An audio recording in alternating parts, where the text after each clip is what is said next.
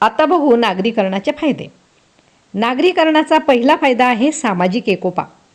सर्व प्रकारच्या व्यवसायांमध्ये वाढ होते, आर्थिक उलाढाली वाढतात आणि नगरांचा विकास होतो.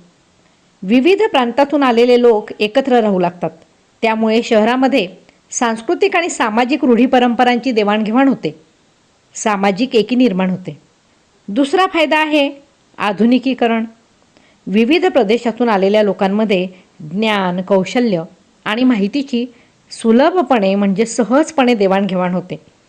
त्यामुळे अद्ययावत माहितीचा, साहित्याचा, नवनवीन कल्पनांचा, तंत्रज्ञानांचा, सोयीसुविधांचा लाभ सर्वप्रथम शहरातल्या लोकांनाच होतो आणि त्यांच्या राहणीमानाचा दर्जाही उंचावतो. पुढचा नागरीकरणाचा फायदा आहे सोयीसुविधांचा.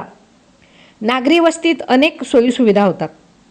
उदाहरणार्थ वाहतूक, संदेशवहन, शिक्षण, आरोग्य, अग्निशमन इत्यादी. त्यामुळे मालवाहतूक, बाजारपेठ आणि व्यापार वाढतो.